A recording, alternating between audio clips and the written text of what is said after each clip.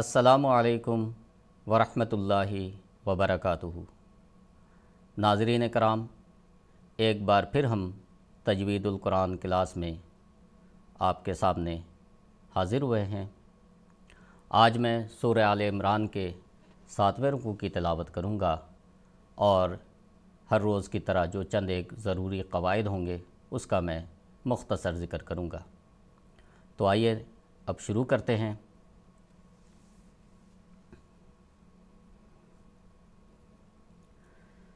اعوذ باللہ من الشیطان الرجیم،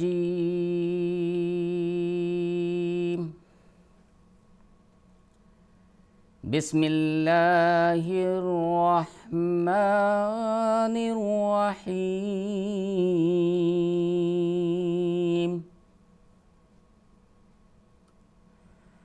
قل یا اہل الکتاب تعالوا الی کلمۃ سواء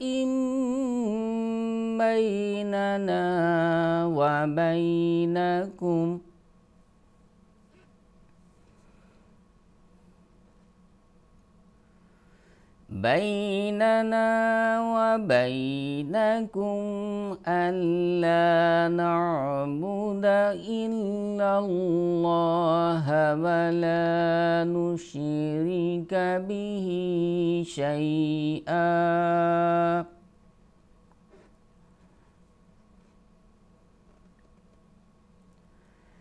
شيئا ولا يتخذ بعضنا بعضا أربابا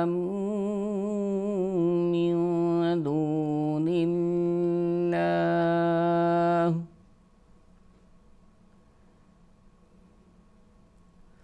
فإن تولوا فقولوا اشهدوا بأننا مسلمون۔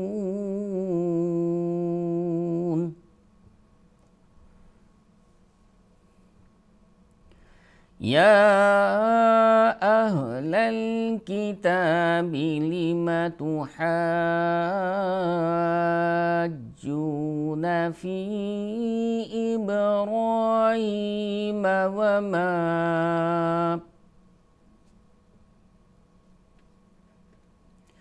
وما أنزلت التوراة والإنجيل إلا من بعده أفلا تعقلون۔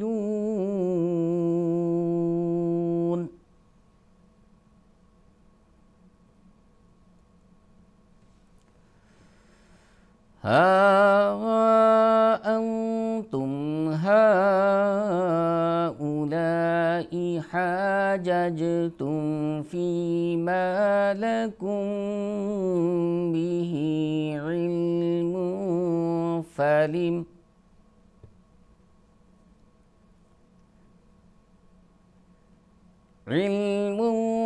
فلم تحاجون فيما ليس لكم به علم والله يعلم وأنتم لا تعلمون۔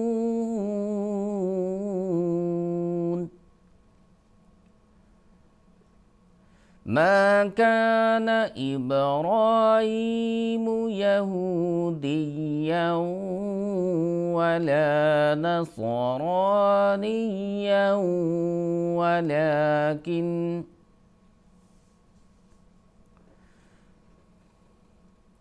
ولكن كان حنيفا مسلما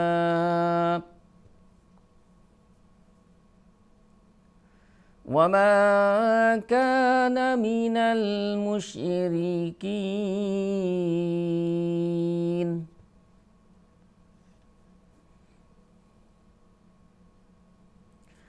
إن أولى الناس بإبراهيم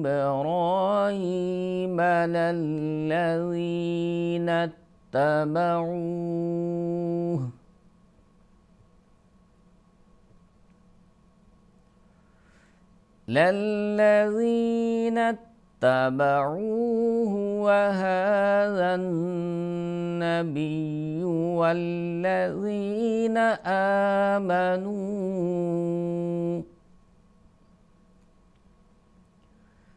والله ولي المؤمنين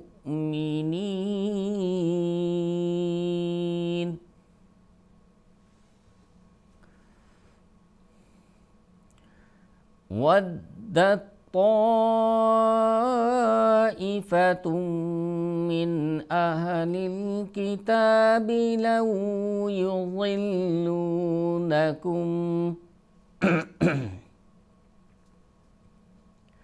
وما يضلون إلا أنفسهم وما يشعرون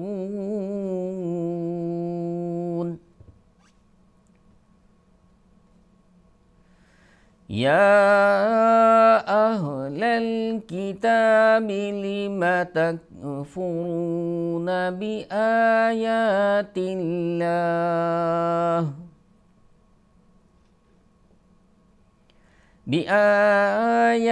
الله وأنتم تشهدون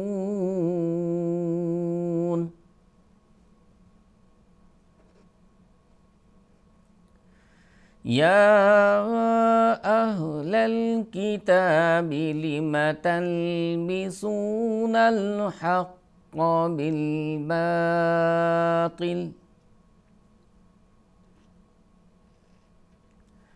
بالباطل وتكتمون الحق وأنتم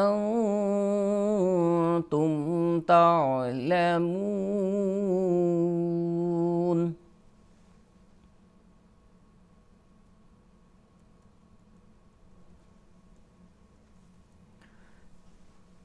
آئیے ناظرین کرام، اب چند ایک آیات کے کچھ قواعد سمجھ لیتے ہیں۔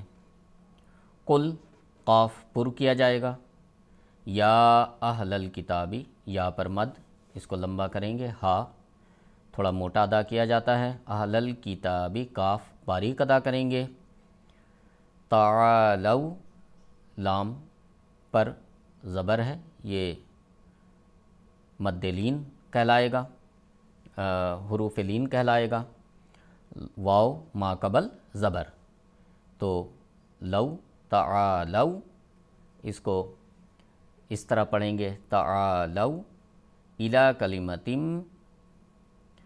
کلمتن سوائم بیننا، یہاں پر کلمتن غنہ کیا جائے گا، سوائم بیننا یہاں پر اخفا ہوگا، اخفا کے ساتھ غنہ ہوگا، اخفا ہوگا اور غنہ ہوگا۔